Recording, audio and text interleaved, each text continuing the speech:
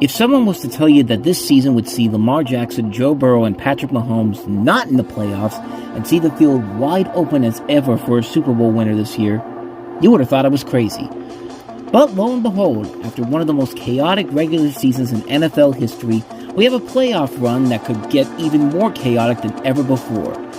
In some way, shape, or form, all 14 teams stand a chance in one way or the other to win a Super Bowl championship on February 8th. Every team has a story to tell and a journey to get to the big game. The Rams, one of the best teams in the NFL this season, found themselves in a hole in the last few weeks of the season to the point where they lost out on an opportunity to be the NFC's #1 seed, but still boast one of the most potent offenses in the league, with MVP candidate Matthew Stafford and Puka Nacua at the forefront, and a more than capable defense led by Jared Verse. The Panthers, after 10 years, are back in the playoffs. Still flustered, but it's certainly a massive improvement for Bryce Young after his first 2 years struggling prior to this year. And again, anything is possible in the playoffs, so you never know. This could be a team with a losing record that could find its way to the big games. Maybe. The Packers are entering in battered and limping into the postseason. No Micah Parsons, quarterback Jordan Love got banged up before Christmas, and the team hasn't won a game since early December. However, the last time they were the 7th seed, they upset the Cowboys and made it all the way to the NFC divisional round, where they nearly beat the 49ers before beating themselves at the end. The Bears have reaped the benefits of adding Ben Johnson as their head coach. Caleb Williams and the Bears have come alive offensively and defensively to win their first division title since 2018, with a showdown on the way with their rivals, the first time since the NFC Championship in 2010. And while the Bears are entering on a 2-game losing streak, the Bears have the driver's seat to make some noise that nobody was really expecting to have happen at season's beginning. The Bills were handed the ultimate Christmas gift. No Patrick Mahomes, no Lamar Jackson, no Joe Burrow, but they also have a lump of coal in no home playoff game. The Bills finally have the pathway to make it back to the big game, proving that their Super Bowl window is still very much wide open. But in order to do so, they will have to take the path taken by the 2005 Steelers and 2010 Packers and do it in 3 road playoff games. A tall task, but if anybody could do it, it's Josh Allen. The Jaguars would have never been in the situation they are in right now had it not been for them being forced to get rid of Trent Baalke. Head coaching candidates last year wanted nothing to do with the Jaguars with Baalke still there. So, the Jaguars responded. They fired him, they brought in James Gladstone, bringing in Liam Cohen to be the head coach, and turned the franchise around, and lo and behold, this team went from the worst 4-13 in 2024 to a 13-4 record in 2025, and one of the hottest teams in the NFL entering the postseason.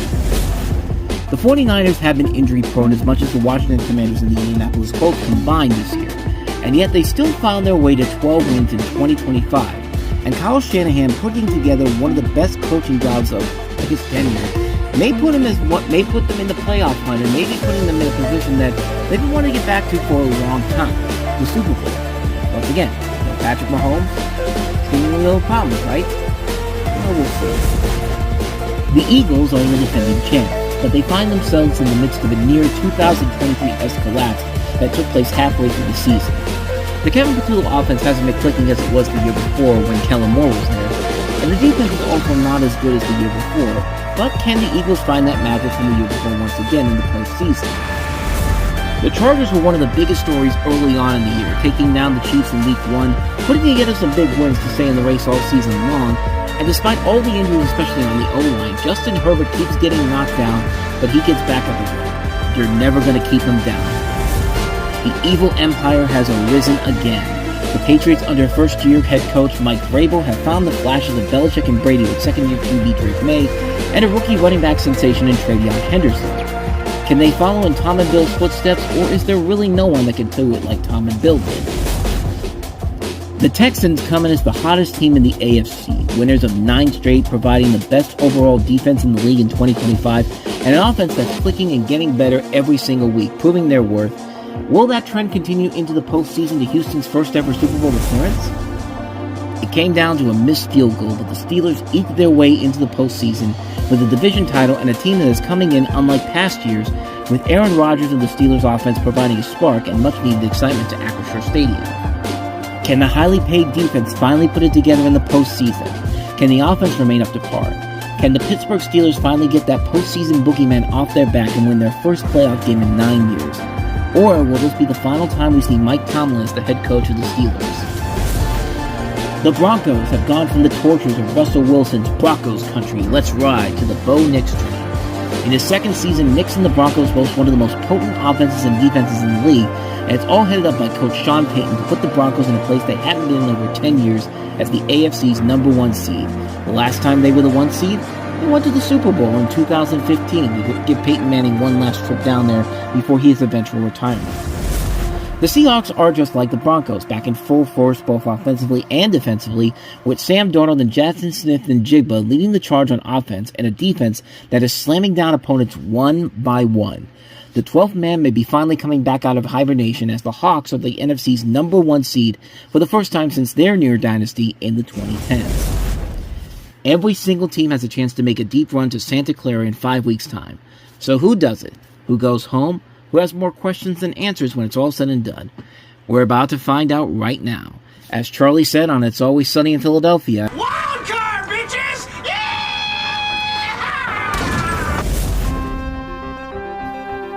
the following is a presentation of the Reviewing Network Sports.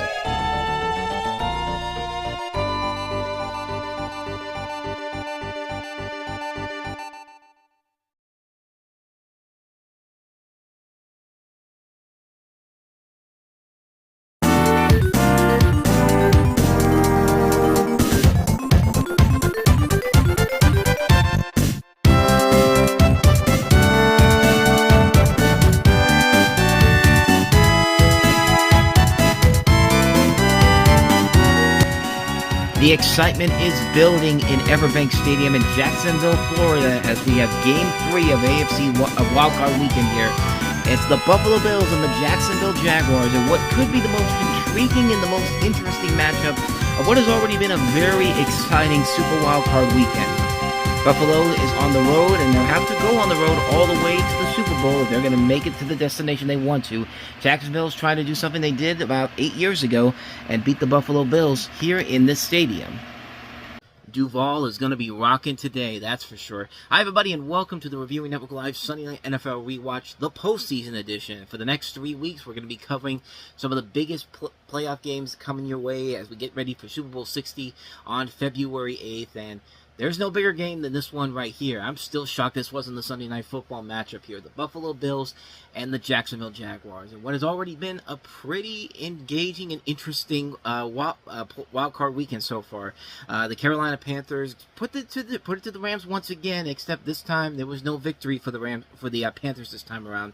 Matthew Stafford got the Rams down the field in the last minute of the game, and they ended up winning the game overall. It was a good effort by the Panthers overall, but the Rams, I mean, they were already going to be a tough team for the Panthers to do what they did before again. And yeah, that was just a little bit too much for their own good. Mostly because I still think they let way too much time on the clock for Matthew Stafford and them to get down the field. I think that was their biggest mistake there. And then you had the Bears and Packers yesterday. And let me tell you something. That game looked ugly at first for the Chicago Bears. But the Cardiac Bears, there's a reason why they keep being called the Cardiac Bears. And that was the reason why. And I would be shocked if Matt LaFleur still has his job after this. Because, yeah, that was pretty bad. That was a pretty bad way to go out for the Green Bay Packers. But hey, congratulations to the Chicago Bears. And congratulations to the Los Angeles Rams. They're going to wait later on in the day to see where San Francisco and Philadelphia go in their game. And that will basically sum up where the NFC goes from that point forward. Like I said, like they've said before, it's mostly going to depend on what happens today. If the Eagles win, then the Eagles go to Chicago, and then the Rams go to Seattle. If the 49ers win, then the 49ers are the ones that go to Seattle, and the Rams go to Chicago.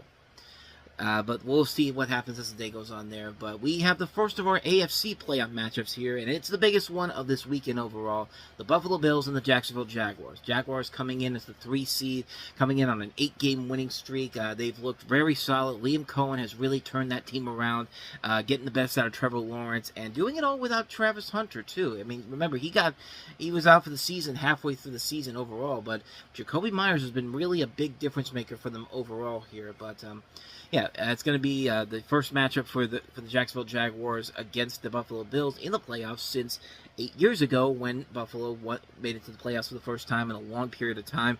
And for the Buffalo Bills, they are the team that are under the most pressure to succeed right now. They're going to have to do this the tough way, though, because they're on the road. And as I mentioned in the beginning, they got to do something that only a few other teams have ever tried to do. The 05 Steelers. I should have mentioned the 07 Giants in there, too. The 2010 Packers. They have to go all the way on the road, win 3 consecutive road games, and then make it to the Super Bowl. That's a tough task to do. And for Josh Allen and the Buffalo Bills, if they don't make it to the Super Bowl in a year where there's no Patrick Mahomes, no Joe Burrow, no Lamar Jackson to get in their way, that's going to be something that's going to lead to a lot of questions about whether or not they need to do things, or if they need to change some things around. They need to get rid of Sean McDermott, or if they need to just realize that their Super Bowl window is pretty much shut down at this point. And I hope that's not the case, because the pressure is mostly put on Josh Allen and the Buffalo Bills to succeed today. And again, that's going to be a tough task to do in a place like Duval. It's going to be rocking as well. But if James Cook can get going, I mean, the possibilities are endless of what could happen here. So, we've got an exciting matchup here of what is turning out to be a pretty damn good Super Wild Card weekend so far. Let's go ahead and see how it pans out. Now, as far as the inactives are concerned for Jacksonville, they're going to miss a couple of key players. Diami Brown is out, so is DJ Dallas, offensive lineman Cole Van Lanen, tight end Hunter Long, defensive linemen Emmanuel Agba and Mason Smith, all are out for this game here. So that's going to be a pivotal thing for them today. As far as the Buffalo Bills are concerned, they're also without some key players. Linebacker Terrell Bernard is out, safety Darnell Savage, running back Ty Johnson, cornerback Maxwell Hairston, offensive tackle Tylen Grable, tight end Kaliki Latu, and defensive tackle Larry Ogunjobi, all are out for this matchup here. So both teams are dealing with some critical injuries overall. It's just going to matter it's going to be dependent on which team is going to have enough healthy players out there to go ahead and get the win here. So let's go ahead and so got a little bit of time before the game begins from my point of view, but for you folks out there, it'll be within about a few seconds here. So I'll see you in a little bit. Yeah, you thought I was kidding when I said that this is the most intriguing matchup of Wild Card Weekend. I'm on ESPN right now, and it's literally dead even right now. Buffalo's at 49.8% chance of winning this one. Jacksonville is 50.2%. I mean, it's that close. It could really go either way to one of these two teams here. I picked Buffalo to win this one because, like I said, this is Buffalo's only real chance to really show that they can make it to the Super Bowl. No Patrick Mahomes, no Lamar Jackson, no Joe Burrow. None of these guys are in their way. This has to be their time to do it, and it has to happen today. 62 degrees at Jacksonville, Florida, Everbank Stadium, as we're getting ready to get this party started. And tickets are as low as $293 for this matchup if you still want to go to this game, which I found it kind of interesting because if you go to, there was a thing I saw online where they showed all the ticket prices, and you know what the most expensive game is? Texans and the Steelers. Now, I did not think that was the case whatsoever because the Steelers don't usually go to those steep high prices, but apparently that's the case. I think Texans and Steelers tickets are about as high as about, I think if I remember correctly, it was about like almost $1,000. Let me see. Where is it? Let's see.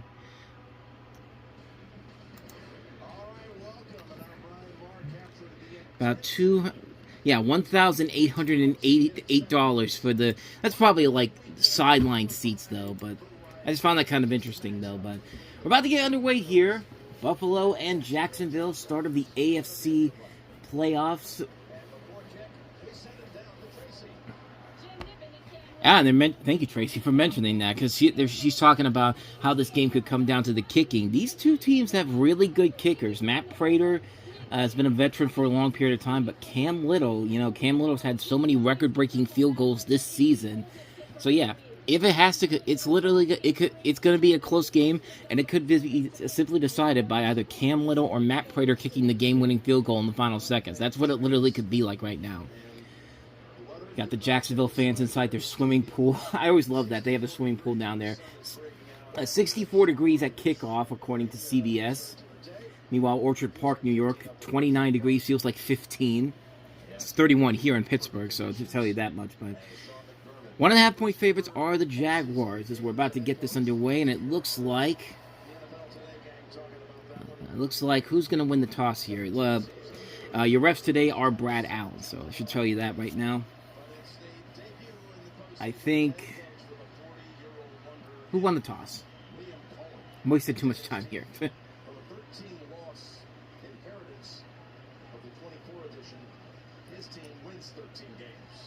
Well, it looks like Josh Allen's sitting down, so I'm going to take a guess and say Jacksonville is going to be getting the ball first. Yep, I guess Buffalo won the toss and deferred. We're underway. AFC wildcards start right now. Wisnowski kicks it away. Is this Parker Washington? Nope. That is LaQuint Allen. Takes it down to the 34-yard line after a 26-yard return, and we will see Trevor Lawrence for the first time today. His third playoff game, of course, first time he played, it was a thriller against the Los Angeles Chargers where they came all the way back, down 27-0 in the first half. And then, of course, they won that game. They went to Kansas City. They didn't win that one. They put it up to a good fight with Mahomes, though. 1st and 10 for Trevor Lawrence at the 34.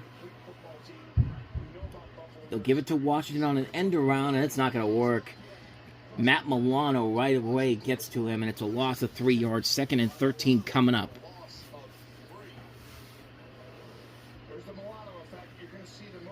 Tried an end around play, and Matt Milano was just right there waiting for him, man.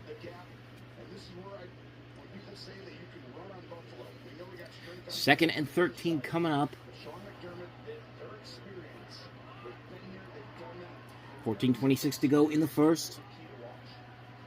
Travis Etienne in the backfield.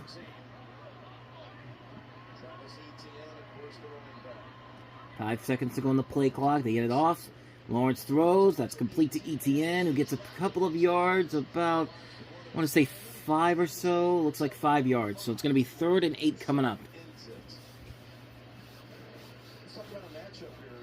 Trevor Lawrence is 281.8 passing yards per game in the last 4 games. Bills defense 156.9 passing yards allowed, and they're moving quickly. 3rd down and 8. Lawrence fires it, and that is incomplete. Jacoby Myers had it, then dropped it. And I was gonna say, it looked like we got a scuffle going on, but cooler heads prevail on that one. So 4th and 8, and it's going to be a punt. Cole Bishop is the one that took him down, and the punt's coming up from Logan Cook. Waiting to receive the punt, I believe, is Davis. That one wasn't nearly blocked. And it's going to roll, and it's going to get to about the 6-yard line. So that's where Buffalo will begin at their own 6. Good punt, all things considered. And here comes Josh Allen. Well, let's take a look. It was Shavers that almost blocked it. Yeah, it was close.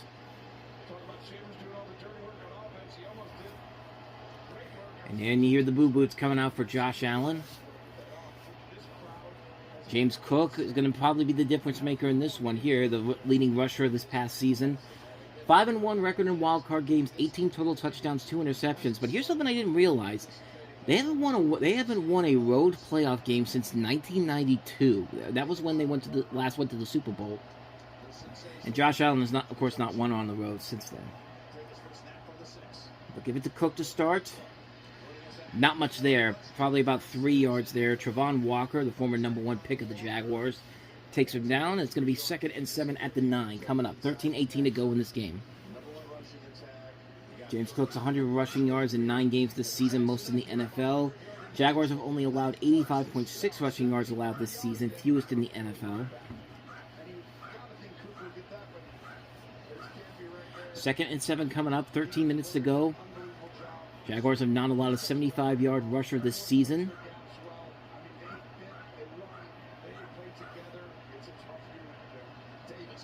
Allen in his own end zone, fires it.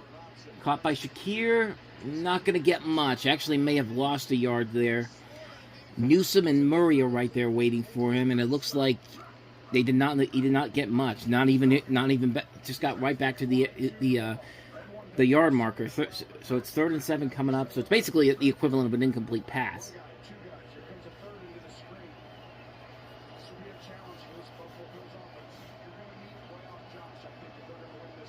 Greg Newsome, formerly of the Cleveland Browns, came in a trade with Tyson Campbell before the trade deadline. 3rd down and 7. Have to get to the 16 for the first down. Play clock to 1, got it off. Allen fires it, and it is caught. That is Shavers, who breaks away. That's a first down. Pick up a 14 yards there. And the first down of this game belongs to the Buffalo Bills, with 11:50 to go in the first.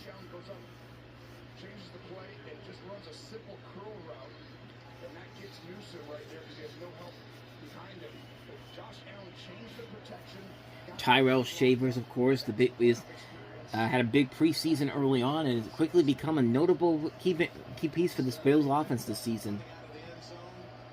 So from the 23, they'll give it to Cook. Finds a little bit of a lane, gets about we have a flag, though. Gets about maybe 4 or 5. Let's see what the flag's about. We'll hear from Brad Allen for the first time today, and it looks like it's coming back.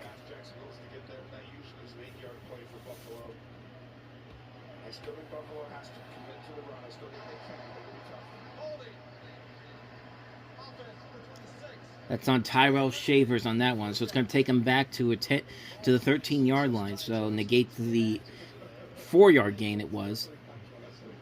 So it'll be 1st and 20 from the 13 coming up with about 11:22 to go in this matchup here. Buffalo's record this season away, 5-3. Jacksonville's home record, 7-2.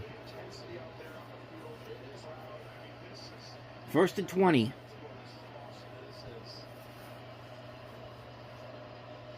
I said Duval was going to be rocking it. It sounds like it. There's a lot of noise down there. Empty backfield for Josh Allen. 1st and 20. Allen fires it. That's complete to Shakir. Shakir gets past the 20, past the 25, and that's where he will be taken out of bounds. 12-yard gain on that one, so it makes it 2nd and manageable. 2nd and 8. Pick up of 12 on that one, 14 yards after the catch. And it's a Buffalo 2nd down coming up.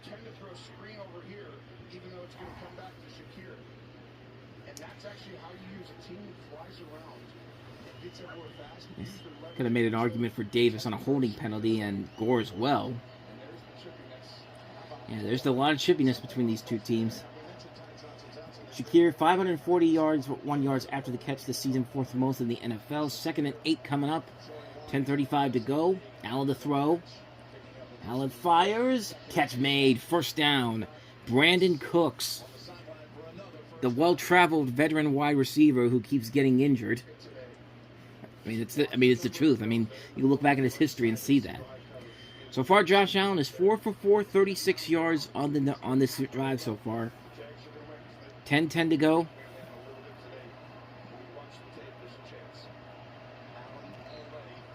Cook in the backfield again. Cooks is moving around.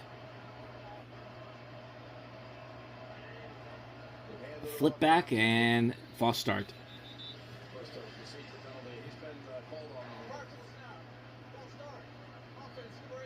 That's Jackson Hawes, the rookie tight end, who gets called on the penalty there. Has had a couple of big plays this season as well. It's funny, the ESPN win probability has now moved back up to 50% even, so it's neck and neck right now. Looking at Josh Allen's numbers, 1st in every category: total yards per game, rushing yards, touchdown interception ratio, postseason career of 8 starts, 1st in every single category. Under 10 minutes to go now, 1st and 15 from the 30-yard line. Allen standing back at his own 24, going to throw. And got a couple of yards there. My TV glitched out here for a second. I think it's the CBS feed. 2nd and 7 from the 38-yard line. It was Josh Allen who made the run, tackled by Devin Lloyd, who's having a pretty good season overall. Had the pick 6 against Kansas City on the Monday night game earlier this year. And that's Josh Allen's most dangerous asset. The guy can run, and can he run fast. 8:57 to go. 2nd and 8. 2 rushes, 4 passes, 31 yards, 4 minutes and 15 seconds on this drive. They are on the move, though. Allen fires. That's complete to Shakir.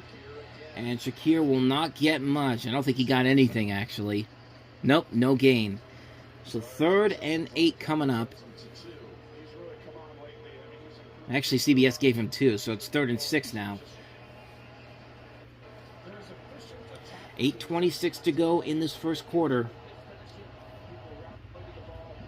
Wave your towels. Wave your not terrible towels. We want our own terrible towels. Ray Davis is in the backfield with Allen. Backup running back. Play clock to 6. 3rd and 6. Allen to throw, and it is incomplete. Dalton Kincaid was the intended target, and so it's going to be a punt coming up for the Buffalo Bills. Had an opportunity. He could have also made an argument maybe for pass interference, or holding at least, from 26. Yeah, that's something that's probably one they probably could have called a penalty on, but they didn't. So Mitch Wisnowski to punt it away to Parker Washington. He's had a couple of kick returns this season for touchdowns. Gets the punt away. And a fair catch is called for at the 20-yard line. All right, so we are off and running already halfway through this first quarter. No score. Jacksonville's coming out for their second drive. We'll see what happens when we come back. Welcome back to Jacksonville, everybody. We're about halfway through the first quarter here. No score. Each team has had both drives going, and only the Buffalo Bills got going on their first drive. 36 yards for Allen, and that's about it. And 14 receiving yards for Tyrell Shavers. Allen with 8 rushing yards on that one. So let's see what Jacksonville can do on their second drive. 7:51 at their own 20-yard line. Lawrence gives it to Etienne for about 3 yards, tackled by A.J. Epinesa. As we're about 7:42 to go in this one here. Numbers for Trevor Lawrence after Week 11, 8-0, 24 touchdowns, only 5 interceptions. 24 touchdowns is the most in the NFL over a span. It's them and the Houston Texans that have had the longest winning streaks to end the season. Houston has 9, and of course they play tomorrow night in Pittsburgh in the wild card finale there. 7:17 to go. Etienne moving back into the backfield with Lawrence. Play clock to 2, down to 1, and they didn't get it off. It looks like Walker Little is going to be flagged on this one for a false start. Yep. So that basically negates the 5 yards that Etienne gave him, the 3 yards that Etienne gave him. 2nd and 12 coming up. About 6:45 to go in the first, and of course this is the first of 3 games today. San Francisco and Philadelphia play later today on Fox, and then Sunday Night Football, the Chargers and the Patriots for the second of the AFC wildcard matchups, and of course Houston's in Pittsburgh tomorrow. 2nd and 12, 6:50 to go. I think I said 6:45 before. I'm reading ESPN's thing, but Lawrence gonna throw. Lawrence fires, and that is complete. That is Etienne again. And Etienne will get close to the first down, but he's going to be a little bit shorter. But it'll make it a 3rd and manageable. 3rd and 2 coming up with 6:32 to go in the first.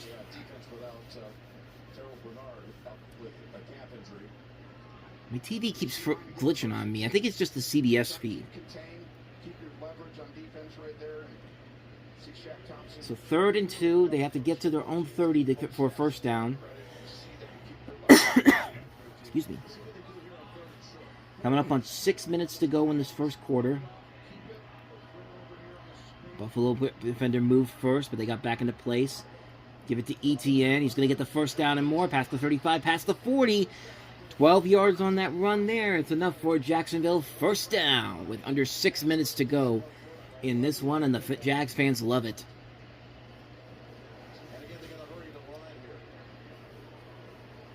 It looks like they're going no huddle.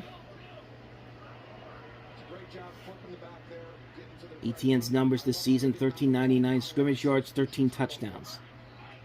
Lawrence going to throw again. Going to take a deep shot, and it's not there, and nearly almost got picked off. Intended for Parker Washington, and Cole Bishop nearly had the interception. So it's going to be incomplete. It stops the clock at 5:25, and look at this. Washington had a shot at it, and then almost literally fell into the hands of Cole Bishop. And that would have moved momentum right back into Buffalo's domain right there. So 2nd and 10 coming up. Have to get to their own 49-yard line for the first down. Play clock to 4. Lawrence fires. Intercepted! Picked off by Shaq Thompson. And Shaq Thompson takes it down to the 33-yard line. Critical interception there. They almost had one before. They get it this time around. Shaq Thompson, the former Carolina Panther. And just like that, the Buffalo Bills are in Jacksonville territory and ready to strike. Are we going to commercial, or are we going to keep this going? Let's take a look at the interception first. And yeah, Lawrence threw that right to him. I mean, like it wasn't even like it was just an accident. No, he threw it right to him. Like, how do you not see the defender right there? I guess we're going to go to the next play. That's a costly one right there. All right, so Josh Allen and company are back. They're in Buffalo territory now at the 33-yard line. James Cook in the backfield. They'll toss it to him. Of course, the thing freezes again. And it takes it to the 30-yard line for a pickup of 3 yards. Eric Armstead is the one that takes him down. So 2nd and 7 coming up. So under 5 minutes to go in this one here. Quick moving first quarter here.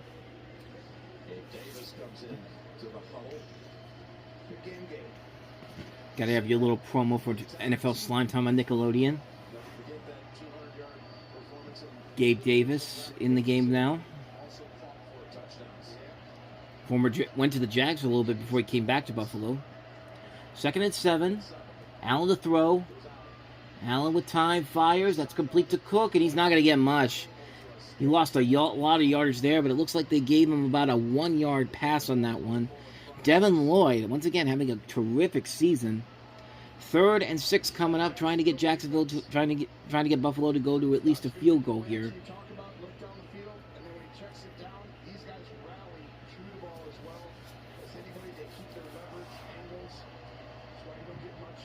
Third and 6 coming up with about 4 minutes to go. Now under 4 minutes. Each team has completed the 3rd down. Empty backfield for Allen. He's going to take it himself. And he's not going to get much. Maybe about a 2-yard pickup there. Josh Hines Allen. Josh Allen on Josh Allen. And now it's 4th down. Allen lost his helmet. And so Matt Prater will come on out to kick a field goal and get the first points of the day here.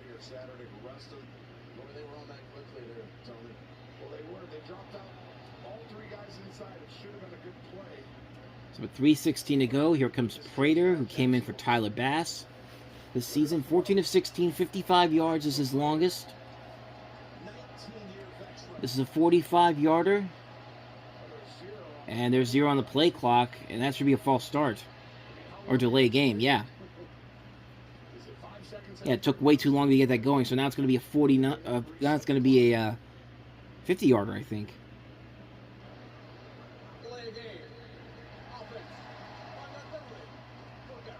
Yeah, it should be a 50-yard field goal attempt now. Clock stop at 3:04. Jacksonville got picked off on that one by Shaq Thompson, which led the Buffalo Bills to the scoring situation. And Josh Allen's going into the medical tent. That's not is maybe for a concussion, maybe because his helmet was off when he left the field. So that's not good. That's something to keep a close eye on here for the next throughout this game. 50-yard attempt for Matt Prater. Snap, hold, and the kick is just through.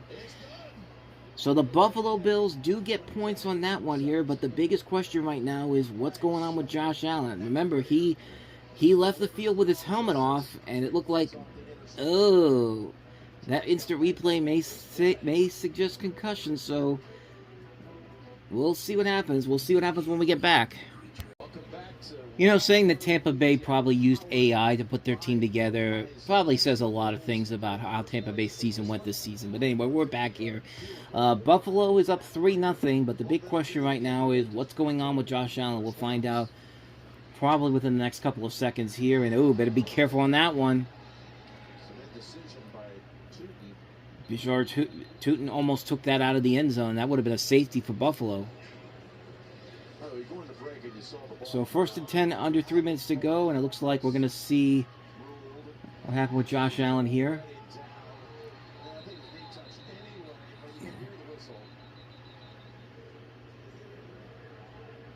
And it looks like he's out of the 10. It looks like he's good to go.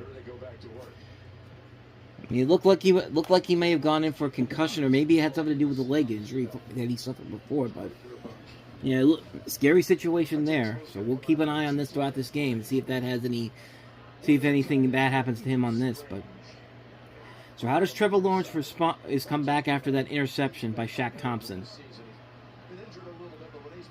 1st and 10 for Jacksonville at their own 35. Fake it. Lawrence fires. That's complete. That's Brenton Strange close to a first down. I think he should have had it, but it looks like they're going to mark him short. Well, it looks like it might be a first down according to CBS. No, it's going to be short. Just changed it. I could have sworn that's a first down.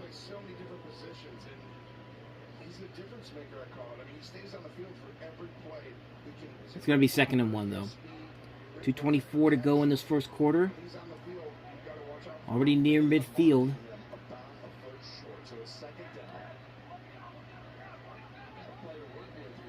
Trevor Etienne in the backfield. Play clock to 4. Lawrence going to throw.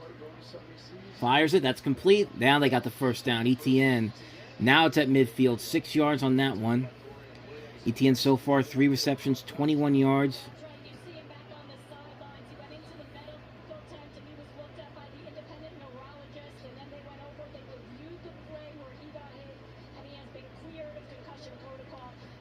Okay, so Josh Allen has been cleared of the concussion protocol, so he should return in this one.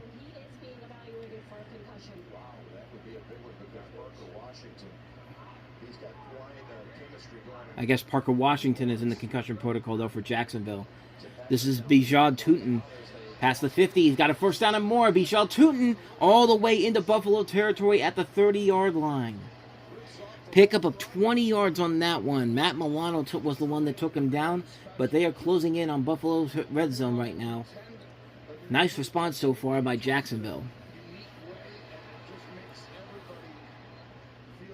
Tootin has been kind of an underdog in this Jaguars offensive line. Offensive front, I mean behind Travis Etienne. At their own 30 right now. They'll give it to Tootin again. And they'll find another lane, another first down. And now they are in the red zone at the 16 of Buffalo. A 14-yard pickup there. Jordan Poyer is the one that took him down. 1st and 10 at the 16 with under a minute to go. Looks like tight end Johnny Munt helped with the pathway there for him. Will they get one more play off?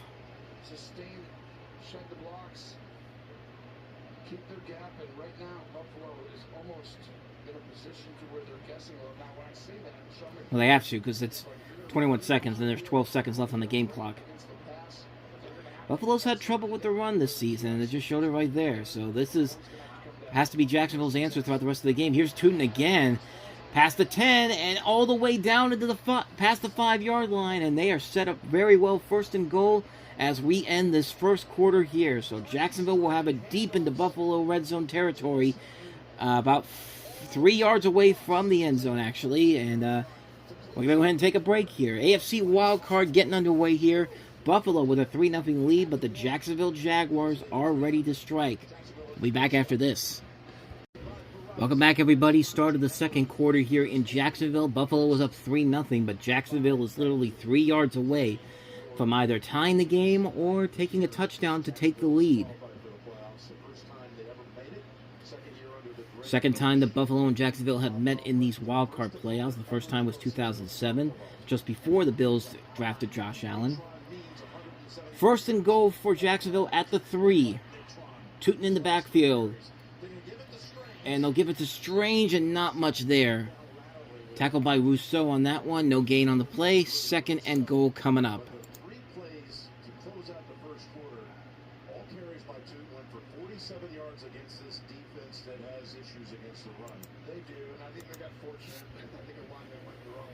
Like I said, the Buffalo Bills and Jaguars met 8 years ago in the same field when Blake Bortles was the quarterback, and that was the whole Jacksonville defense. But needless to say, they have definitely improved since those days. ETN now in the backfield, second and goal. Lawrence is going to throw. Touchdown, Jacksonville! Brian Thomas Jr., the second-year man out of LSU, puts the Jaguars in front 6-3, 7-3 possible with the field goal coming up.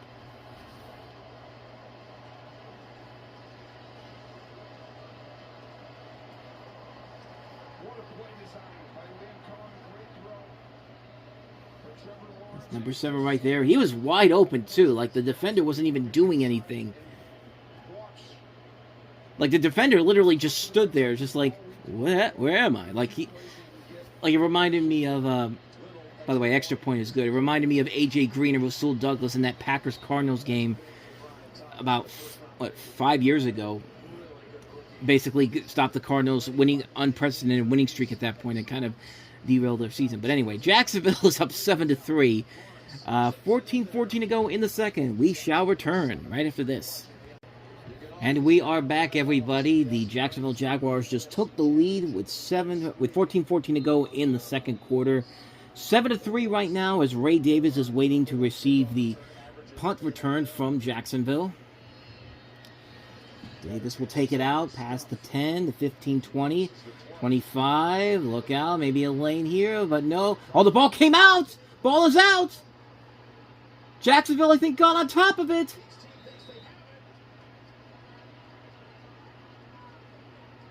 Who got it? Jacksonville football! Whoa! The tide has turned in this one here as the Jaguars are right back in it in Buffalo territory. Let's take a look. Oh, that ball's out. And Jacksonville, I think, got on top of it. I think it was Devin. I think it might have been it was Cam Little. It was the punter who got it back. Cam Little. I mean, this guy has been incredible for this team. He not only can kick these long ass field goals, but he makes a play like that and gets that ball back. Oh, and I think Ray Davis got injured too.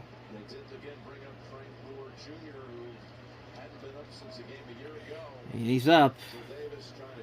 The running back room is already small with Ty Johnson out too. So I think they said they had a Frank Gore Jr. there too. So they're pretty slim on running backs right now. But Jacksonville is going to get it at Buffalo's 36-yard line.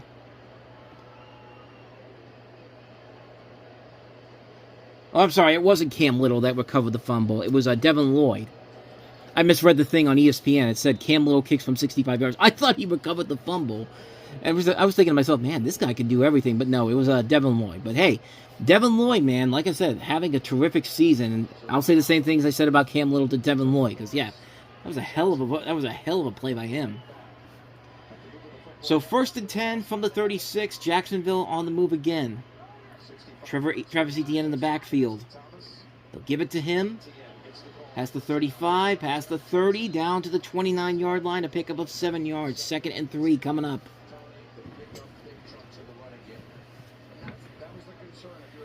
So under 14 minutes to go in this one here. Taron Johnson knocked him out. There's the numbers for ETN's season. 1,107 rushing yards. Averaging 4.7. 7 touchdowns for him. They're taking a look at Ray Davis right now. Looks like he isn't too bad. He might be able to come back in this one. 66 rushing yards for Jacksonville so far. Only 16 for Buffalo. Play clock to 1. Lawrence to throw. Lawrence fires it wide open, and that's caught. That's Jacoby Myers, who they picked up from the Raiders mid-season. And what a decision that was to bring him in. That's a pickup of about, I think, about 20 yards, I think. ESPN just changed it over, so let me see if I can find it here. Full play-by-play. 12 yards. Much smaller than 20. And that one is incomplete, and that one was nearly picked off. That one was intended for Myers there. So 2nd and 10 from the 17-yard line. With under 13 minutes to go in this one, 12:50 to be exact.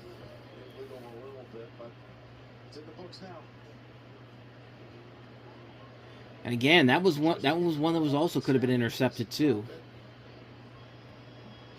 Previous play.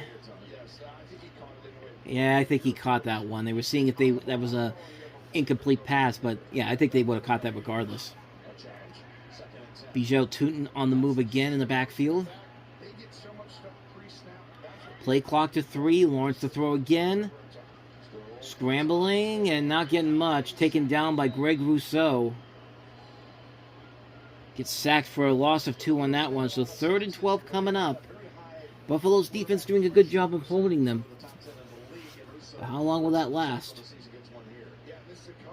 Slam down to the turf too.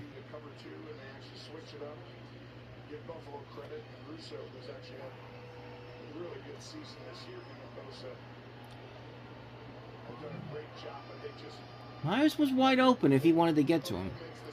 So 3rd and 12, a long way to go.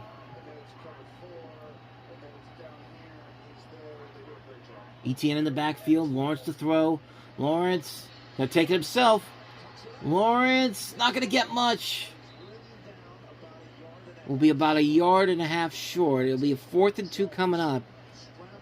And I think Jacksonville might go for it.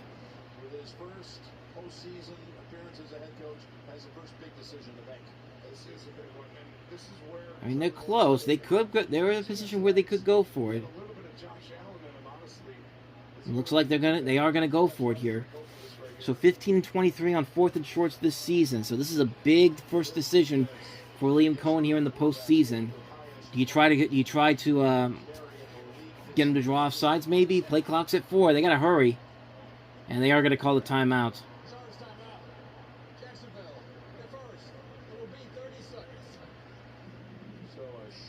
So will they still go for it after this? I don't know. We'll see. It looks like they are indeed going to go for it on 4th and 2. I think it's in a position where you can go for it, and even if you miss it, it's probably not going to hurt you too much right now. 7 of 11 for Trevor Lawrence, 45 yards, 1 touchdown, 1 interception. ETN in the backfield again. Lawrence, they'll give it to he's got it himself, and he's going to be, ooh, that's close. The ref says it looks like he's a little bit short according to the ref. Oh, this is close. They have it on the line, and according to that should be a first down, so we might be... Virtual measurement? Our first postseason virtual measurement, ladies and gentlemen. Woo! Oh, that's close. I think that right shin. I would need to see it again. Let's see.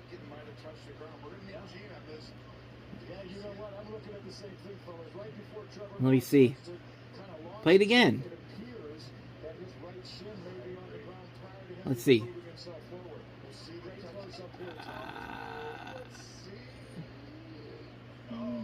Oh, that's close. Here's the virtual measurement. He just got it.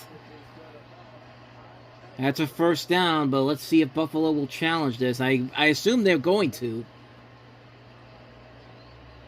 McDermott has to challenge this. Does New York look at that, Gene, as well? No, they won't, Tony, because it was ruled a first down on the field, so it's not a change. So Buffalo would have to challenge that. That might be too close to call. To 11:07. 11:07 on the game clock. 31 on the play clock. I would challenge this. Is she not going to challenge it? Yes, if I'm Sean McDermott, I would challenge this. You don't know what the There it is. Yeah, he's going to challenge it. There you go. So they're going to challenge it, and I think he's going to be short. Wow.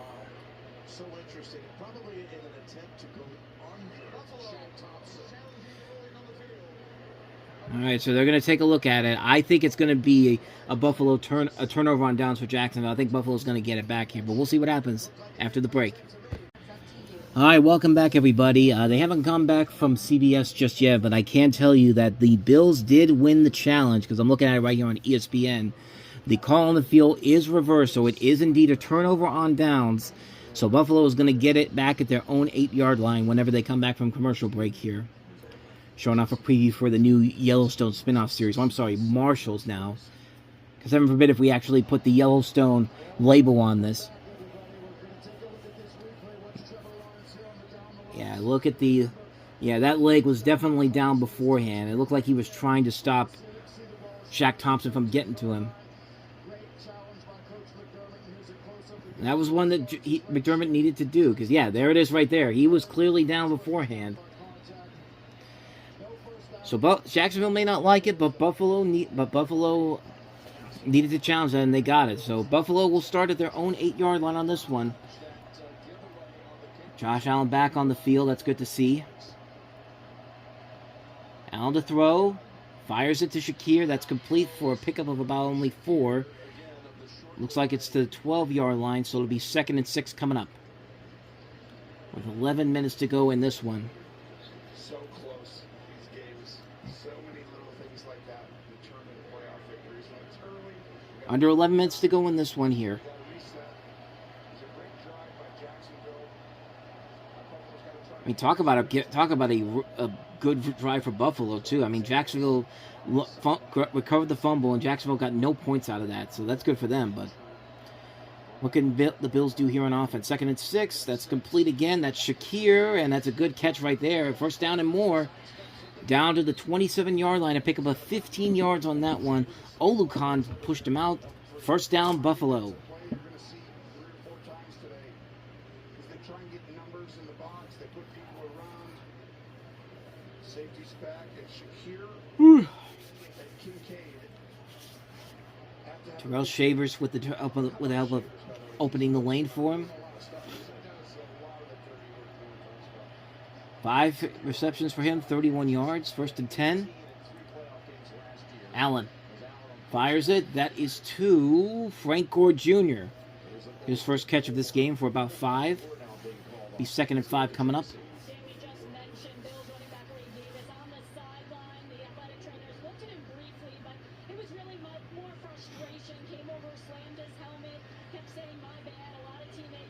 So he wasn't really injured. It was more just frustration on his part. It looks like they gave him Frank Gore an extra yard, so it'll be 2nd and 4 now. Have to get to the 37-yard line for the first down. 2nd and 4. Flip it back to Cook. And Cook's got a little bit of a lane. I thought the ball came out for a second, but no. But it is a pickup of 11 yards on that one, and it'll be first down, Buffalo. Slipping a little bit. And that could be serious. Let's see what happened to him. Got pushed by Wingard.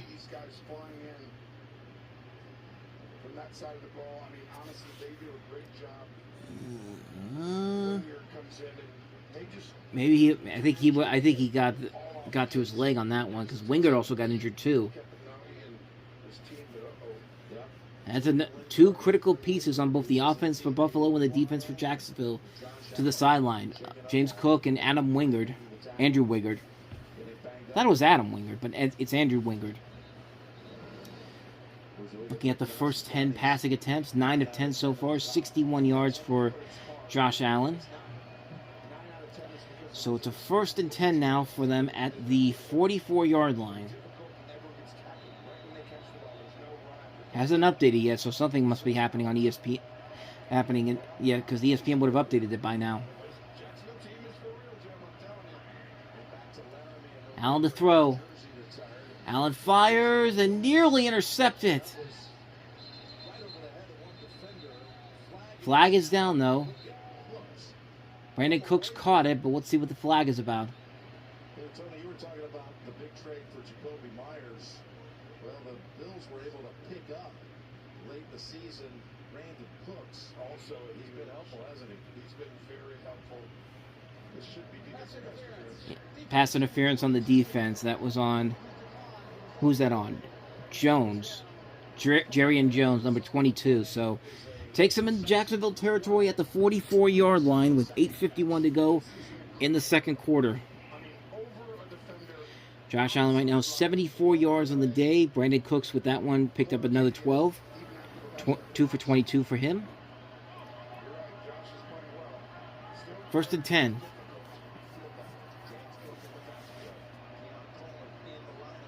Keon Coleman in the lineup. They'll flip it back to James Cook. It looks like he's back on the field. Not for much. Trayvon Walker again. A loss of... Actually, no loss on that one. It's going to be a no-yard pickup on this one. So 2nd and 10 coming up. This is what makes Jacksonville so good. He keeps contained. Most people over pursue. Ooh, you could have made an argument for a horse collar tackle there. Most defensive ends were flowing down the line like that. Not this team. They're too well coached. Outstanding job. 77 rushing yards for Jacksonville so far. 27 for Buffalo. 7:50 to go. They're going to have to call timeout. Timeout Buffalo. With 7:45 to go. They are on the move, though. Back from the timeout. 7:47 to go. They added 2 more seconds to the clock. So 2nd and 10 coming up for Buffalo. Down by 4 right now, but on the move.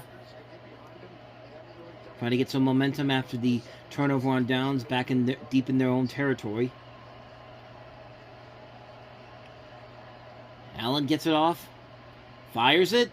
Wide open. Keon Coleman breaks away. Keon Coleman all the way down to the 8-yard line. 36 yards for the second-year man out of Florida. Florida State, I should say. Not Florida. Florida State. Pick up a 36 yards for Keon Coleman. And Devin Lloyd, once again, is the one that pushed him out. And that put Trevor Lawrence over 100 yards for this first half so far. 110, 11 to 12. Of course, Keon Coleman is going to have a big day here because he's from Florida. 38 receptions, 404 yards, 4 touchdowns. Under 3 to go. They flip it to Cook. And Cook will get about a couple... Actually, more than that. 6 yards on that run there to the 2-yard line. 2nd and goal for Buffalo. Ooh. Uh-oh. Allen bumped his hand on his teammate's helmet. I mean, Matthew Stafford had the same thing happen to him yesterday and actually worked out better for him. So we'll see how this transpires throughout the game so far. 3 rushes, 5 passes, 89 yards, 4 minutes and 23 seconds on the clock. On this drive, I should say. 6:23 on the clock. Give it to Cook again. Nothing. Johnson and Ulukan are stopping them there. 3rd and goal from the 2. As we reach under 6 minutes to go. 6:10, 6:09, 6:08.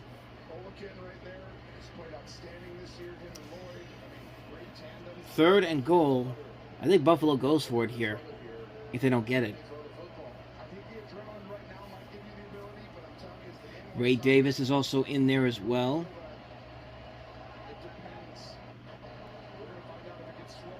Third and goal, empty backfield for Allen. He's going to keep it, and he's going to get the touchdown. Jacksonville says he didn't get it. But no, I think he got in. Oh, and Allen's shaken up. Is he able to get back up? Yeah. I think he did get through. Let's see. There's the ball. It's over the plane. Yeah, that's a touchdown. That is indeed a touchdown. Something very fast. He is, by the way, moving it now. He's hobbling as he goes to the sideline. It looks like, yep, they're moving it back into PAT formation, spotting the football at the 15. So it is a touchdown. It is indeed a touchdown, but the big question right now, Josh Allen, can he keep this going? Because he's been taking a beating, and Mitch Trubisky would have to come in if it's a serious injury. But right now, Prater there for the field goal, the extra point, I should say. And the extra point is good. So Buffalo retakes the lead, 10-7, and Josh Allen looks like he's going to head back to the medical tent. We're going to have to, once again, Josh Allen watching this one here. Oh, it's his leg. Oof. Well, we'll see what happens. 10-7 Buffalo with the lead. 5:37 to go. We will return after this. All right, so coming up next at the half, we have the Reviewing Network Live Sunday Night NFL Rewatch Halftime Report. We'll take you through the games of yesterday. Some pretty good matchups overall, and get you set for the final three wild card matchups coming your way this weekend, including the San Francisco 49ers at the Eagles, the Chargers at the Patriots, and the Texans at the Steelers. Plus, we'll take a look and see if the box office numbers are up right now. They usually don't come out until around 3, 4 o'clock, so we'll see what happens there. But we will also want to see what happens with Josh Allen. Will he be able to come back in this game?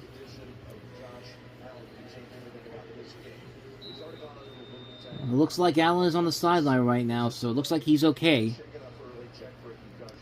We'll see what happens with Tracy coming up. Tootin gets down to the 26.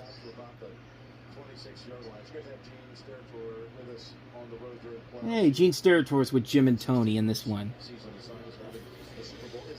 All right, so what does Jacksonville do to respond to this? I thought maybe we'd get an update on Josh Allen, but seeing that he's on the sideline right now, it looks like nothing too significant right now, but that leg is bothering him. So we'll see how long he can go in this one here.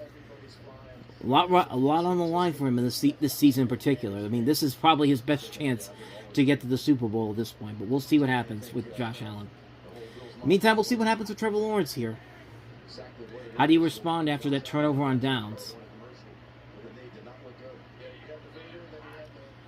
Lawrence gives it to Tootin. Tootin breaks through and gets about 4 on that one, so it'll be 2nd and 6 coming up at the 30.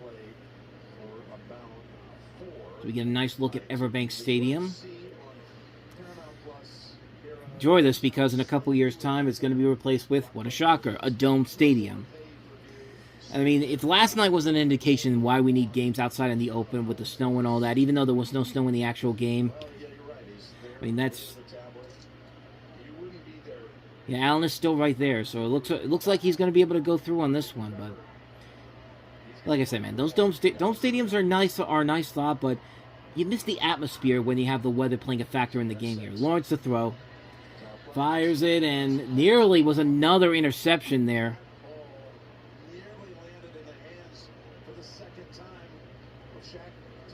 Shaq Thompson was right there, so that's probably an indication that before this game is over, Shaq Thompson's probably getting another interception off of Lawrence, because that's usually what happens. If you miss it the first time around, you're going to get it the second time around. Even though he got him the first time beforehand, but he's going to get a second interception before this game's over. Just watch. I don't even know who he was throwing it to.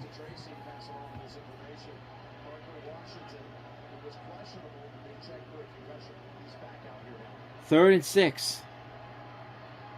And they got to take another timeout.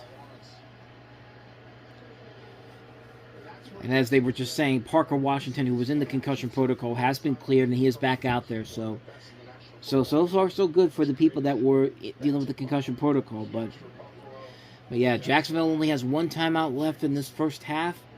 Buffalo has it too, so we'll see how this next 4:46 transpires as we get another look at Everbank Stadium. And as you can see, the construction on the side there, I guess that's where the new stadium is going. So 3rd down and 6. Punt, interception, touchdown, downs. That's the 4 possessions for Jacksonville on this day. Buffalo will get the ball to start the second half, so it's important to get some points now before Buffalo has the potential for a double-up play. Lawrence to throw. 3rd and 6, not there. And once again, nearly was almost picked off again. I mean, his throwing is off right now. Really off. So it'll be a quick 3 and out for the Jacksonville Jaguars.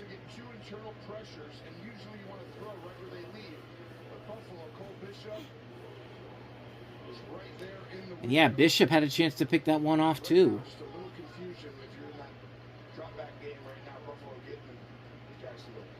Punt away by Logan Cook. Of course, the TV freezes, so I can't tell what happened. But according to ESPN, it went out of bounds, so it'll be at the 28-yard line of Buffalo. And it looks like Josh Allen is going to come back out. They're going to take a break, so will we. Back in Jacksonville, 4:34 to go. Josh Allen is back onto the field. Buffalo trying to get a drive going here. Maybe the last drive before the end of the half. Play clock to 8. Allen to throw. Going to take a shot down the field. Cooks is there, but not there. Incomplete. Brandon Cook was just a few steps away from getting there.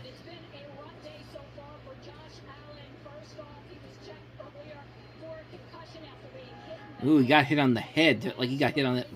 He got hit by the butt on his head.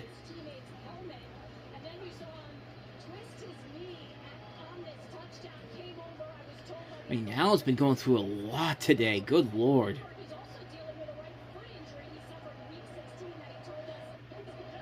So with all these injuries, how is he going to respond? Right now, he's been doing okay, but let's see what he does here. Allen to throw, 2nd and 10, fires it. That's complete. That's Gabe Davis, the former Jaguar, who was once a Bill before. Pickup of 9 yards on that one, so it'll be 3rd and short coming up. And Josh Allen needs his legs to be for the Bills to be successful, man. And he's been taking a beating today.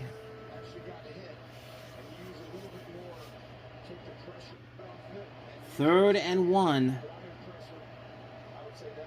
Under 4 minutes to go in the second quarter.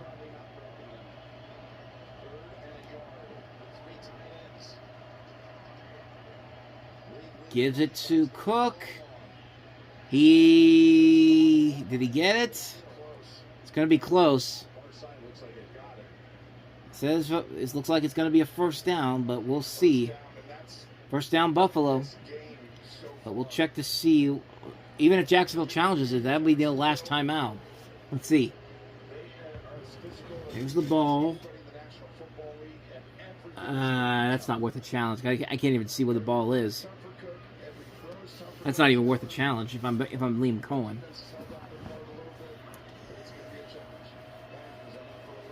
First and 10 for Buffalo. Allen to throw. Scrambling. Fires it. That's complete. That's Dalton Kincaid with his first catch of the game. For pickup of 6 yards there. Under 3 minutes to go. 2nd and 4 coming up.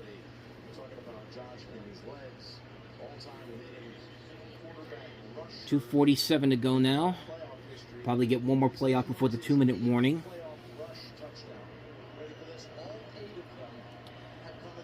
$125 passing yards for Allen, only 45 for Trevor Lawrence. Only play with 250 passing yards per game and 50 rushing yards a game. 2nd and 4. They give it to Cook. He's got the first down. At the 49-yard line of Buffalo, and that will take us to the 2-minute warning. So it's going to be 10-7 Buffalo. They are on the move, trying to do a double-up play because they will get the ball to start the second half. 2-minute warning. We'll be back in just a moment. 2-minute warning. A reminder coming up on the Sunday Night NFL Rewatch halftime report.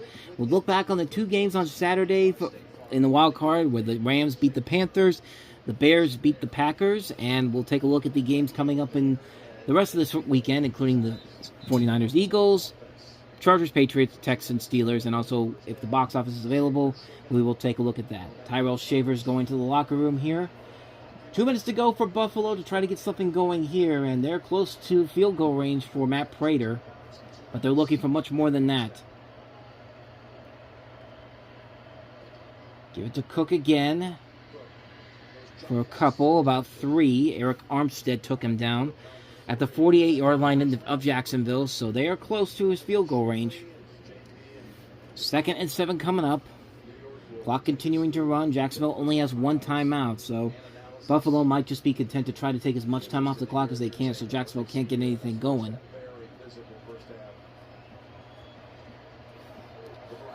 2nd and 7. 3 rushes, 3 passes, 24 yards, 246 on this drive. Now to throw. Going deep. Brandon Cooks is there for a wide open first down at the 22-yard line. Pickup of 26 yards. And they are very much content in not letting Jacksonville get back on this field for a long period of time. Trevor Lawrence, at least, on this field for a long period of time. They might be taking a look at this. It's going to go... Look to see if Brandon Cooks actually caught that.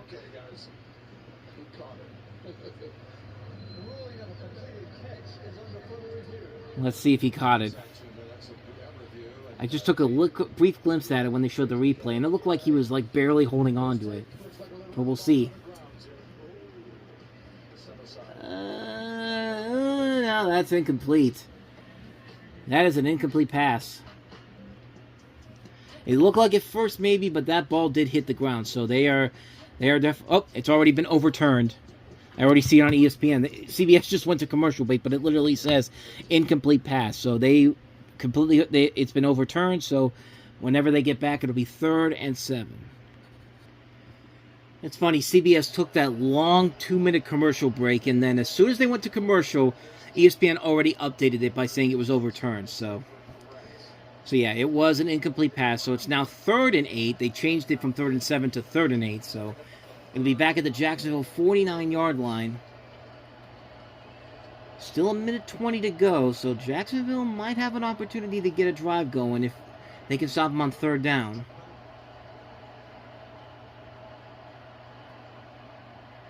Third and 7. Allen to throw.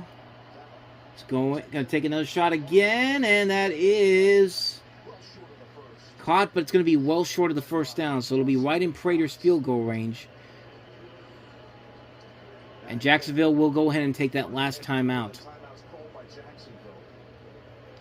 And Josh Allen is staying on the field. I think they might go for it here. I have to ask you, on the throw down the field to Cooks, did that look any different to you as far as a normal Josh Allen throw down the field? Okay, it's weird. CBS has them still with 1 timeout left, even though they literally just put the thing up that said timeouts. Buffalo 2, Jacksonville 0. They just changed it. Okay. Graphics package at CBS isn't working too well today, apparently. And they are going to go for it. This would be a pretty big thing if Jacksonville's able to stop them here. 4th and 4, empty backfield for Allen, gonna throw. Now Ray Davis just came into the backfield.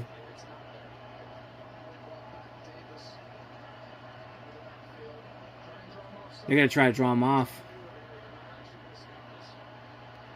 Yeah, trying to get a penalty, but it's gonna be a penalty on them.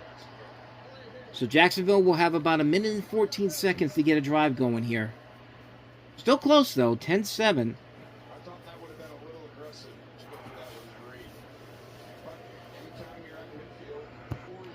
So Mitch Wisnowski to punt it away.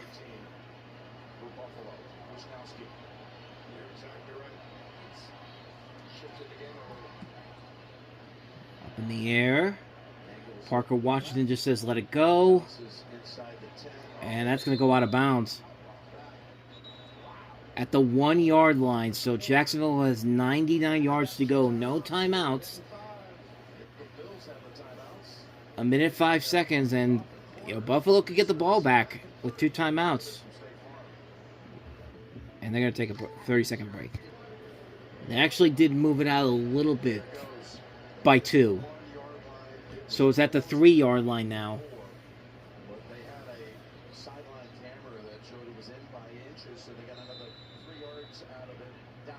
I mean, that's still a long way to go for Jacksonville in general here, and you have to do this with no timeouts. This is going to be tough for Jacksonville to do here.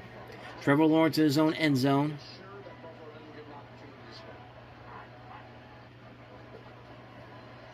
He gets out of a pressure.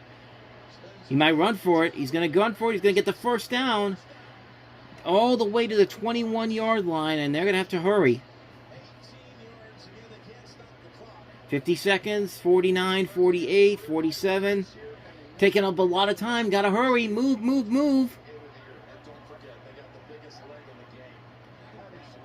Taking up so much time, man. 35 seconds. Oh, and they got a free play on that one. No, it's going to be a never mind, they got a false start. Yeah, if I'm Jacksonville at this point, I would just go to the half.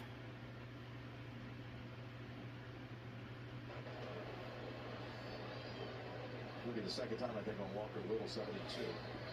Yeah, it's on Walker Little. And like I said, at this point, Jacksonville should just go in and go to the half, because I don't think they're going to get into... Even for Cam Little, I think they still got a long way to go to get to there. And the sidelines have to be your friend in this situation. But they're going to try it. Took a lot of time off the clock. 34 seconds.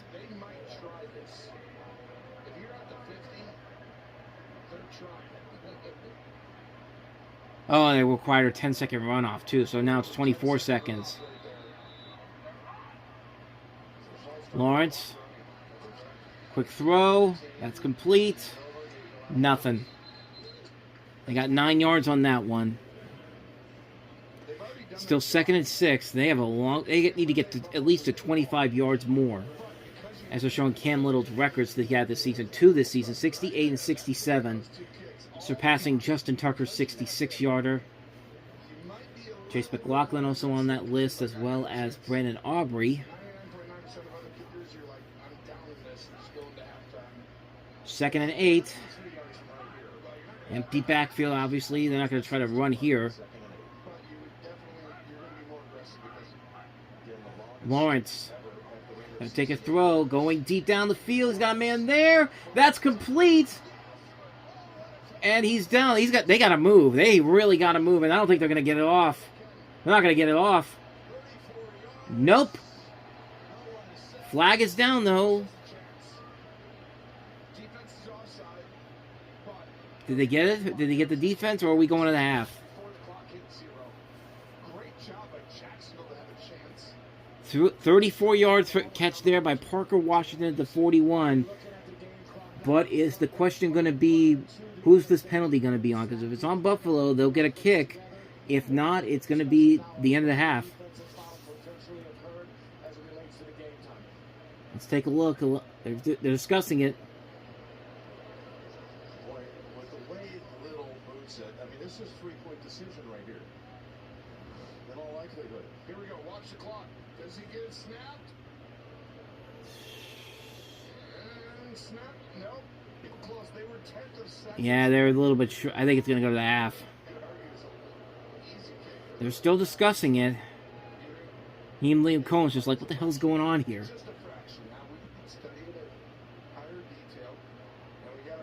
that Lane Clark?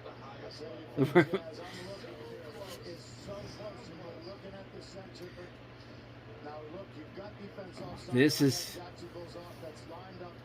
They're discussing this one. This is going to take a... This is going to be... Oh, I don't know how this is going to turn out, man. Oh, the Buffalo defender hit the referee, too. great job showing the center's hand movement. Watch the center's hand movement right here. That's where I'm looking too, Tony. It's so close. They're still discussing it. It's gonna get rough here in a second. Oh, they've made the decision. Let's listen in. I think they're sitting here talking to people watching. Just like, it's tense. Either when we leave 1 and go to 0, we're not playing with the tense. Ruling on the field, and it was offside by the defense. They got it. Defensive offside. So Cam Little is going to get a field goal to try to tie this up. I guess they saw something conclusive. And of course, the TV is glitching on me just as they're about to make the call, so I can't tell. But Cam Little's going to have a chance here. Buffalo still has a couple of timeouts to try to ice him. But what a turn of events for Jacksonville right here.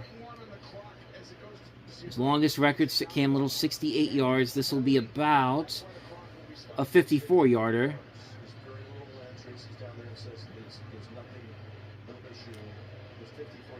1 second left. It's been so good this season.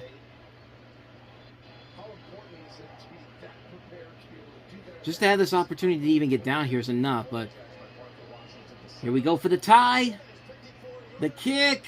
Ew, it was close. No good.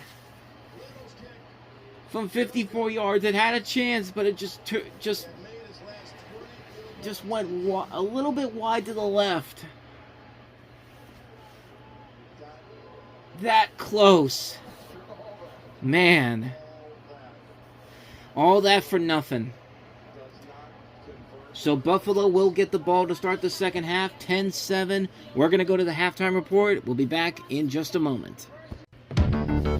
Man, what a way for the first half to come to an end there. For Jacksonville didn't have a shot at that point to get into get a quick field goal there, but sadly it was all for naught. Welcome everybody to the Reviewing Network Live Sunday Night NFL Rewatch halftime report. Wild Card Weekend is already off and running. We've already had 2 great games yesterday that really came down to the wire. We start off with the Los Angeles Rams and the Carolina Panthers. I mean, everyone was expecting the Rams to win this one, and I don't think a lot of people really gave the Carolina Panthers a lot of hope for this one, despite the fact that they did beat them in the regular season. I'll say this, though. The Panthers did come ready to play. I mean, it was a very close game for both teams in general.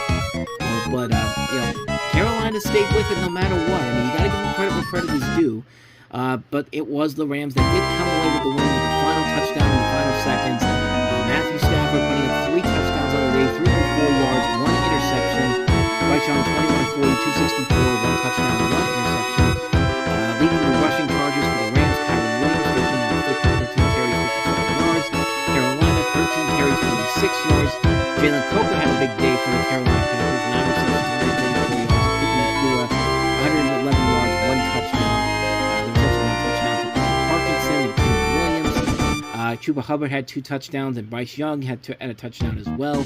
Final score in that one, 34-31. So give Carolina credit where credit is due. They came ready to play yesterday, and it showed in that one there. Just couldn't get the job done in the final seconds. So the Rams will move on to either the Seahawks or the Chicago Bears, depending on what happens today against San Francisco and Philadelphia. The Bears are still waiting to find out who they will play after a wild game yesterday where they looked like in the first half it was Green Bay that was going to take control of that one all the way through. Jordan Love putting up some big numbers overall. Had a pretty clean bill yesterday. 4 touchdowns, 24 of 46, 323 yards. Josh Jacobs, 19 carries, 55 yards. Romeo Doubs had 8 receptions, 124 yards and a touchdown. Matthew Golden with his first touchdown in the NFL when it comes to the postseason. Jaden Reed with a touchdown. Christian Watson had a touchdown. Looked like they were going to win the game, but unfortunately, Brandon McManus, their kicker, missed a field goal, an extra point, and another field goal. So that's 7 points that really made the big difference in this one here. And even though the Bears were down 21-3, they were resilient all the way to the very end, man. There's a reason why they're called the Cardiac Bears, and it showed yesterday. Caleb Williams, 24-48, 2 touchdowns, 2 interceptions, 361 yards on the day. DeAndre Swift with a touchdown, 13 carries, 54 yards. Austin Loveland with 8 receptions and 137 yards. DJ Moore and Alameda Zaccheaus with touchdowns. And the final score in that one, Chicago wins at 31-27, and the Bears will wait to see who will be coming to them next. Will it be the Rams? Will it be the Eagles? Find out later today with San Francisco and Philadelphia. Will be beginning to follow this one here at 4:30, excuse me. And right now, projections are that the Eagles are the frontrunners to win this one, 56.9% on ESPN, 43.1% for the 49ers. And then later tonight on Sunday Night Football, we've got the Chargers and the Patriots. Patriots are 3.5-point favorites. ESPN has a 54.7% to win this one, 45.3% for the Chargers. And then Monday night, we have the Texans and the Steelers. And the Steelers currently a 3-point underdog in this one. Right now, the ESPN matchup predictor has it 53.9% Houston, 46.1% Pittsburgh in that one. So that'll be a very interesting matchup there. And of course, divisional round weekend, Denver is already in as the 1 seed, so is Seattle. And now we already know that the Rams and the Bears will be there. And in about 30 minutes time, we will find out which team in this one will be playing, Buffalo or Jacksonville. So we'll take a quick break. When we come back, we'll see if the box office numbers are out yet. They should be coming out around this time. If not, I'll try to give you an estimate of where everything is. And it looks like the numbers are out, so we can get a little look at what the box office in general had in store for us this weekend. And not really a whole lot. We do have our first two main releases of 2026 in the top 5 here, with Greenland 2 Migration at the number 5 spot here. $8.5 million for that movie, which doesn't seem like a whole lot of money in general. But the first movie was an unexpected hit, grossing $52 million. The opening weekend for that one was, let's see if we can find it. Let's see. Keep in mind that the original Greenland didn't open in theaters around here because of COVID, but it opened everywhere else around the world and made enough of a profit for them to make the sequel here. Brought in $8.5 million this weekend here in the States. That's about it. That's all I got for you here. No worldwide numbers just yet. I think it's funny because that's why the first movie became the success that it was, because it was a success everywhere else but the States. But $8.5 million for that one. So that's all I got for you in that one. I haven't seen it, so not really do I have a plan to see it. But Zootopia 2 is still hanging in there at number 4, $10.1 million, $378.8 million after 7 weeks. Worldwide up to $1.6 billion so far. So yeah, it's making a killing right now. So is The Housemaid, $11.2 million this weekend. Another small drop off from 25.8%, $94.1 million after 4 weeks. $142.6 million worldwide, and they're already planning a sequel with Sydney Sweeney involved. And I'd see it, man. I love that first one. I really enjoyed that first one a lot. Moving on to number 2, the big new release this weekend, Primate, which brought in $11.3 million, which isn't that bad of an opening considering the budget on this was only $24 million. And reviews for it have been pretty solid all across the board. I haven't seen it mostly because I don't really have too much of an interest to see it overall. But then again, it's a movie where it looks like it is what it is. If you go into it with a mindset, I think you have a good time with it. It looks pretty ridiculous, but a fun kind of ridiculous movie. So we'll see how that one does overall as it continues forward. And then finally, the number 1 movie this week, not really much of a surprise, Avatar: Fire and Ash, which brought in $21.3 million. After 4 weekends, it's up to $342.5 million. Its worldwide total now is $1.23 billion. So cleaning up at the box office, if you want a comparison to The Way of Water's 4th weekend, let's see if I can find it here. It's definitely much smaller than that right now. Way of Water was at $517.6 million after 4 weeks, so it's not going to make the same type of money as the first 2 films did, but still more than enough money to possibly warrant a potential sequel, the 4th and 5th films coming out, even though I really am done with this series after what they did with this last film in general, but I've talked about that long enough here, so there you go. That's the weekend box office overall, so nothing to do now except wait for the second half, which should be still a little bit of time to go here. So with that said, I will see you guys in just a little bit for the second half.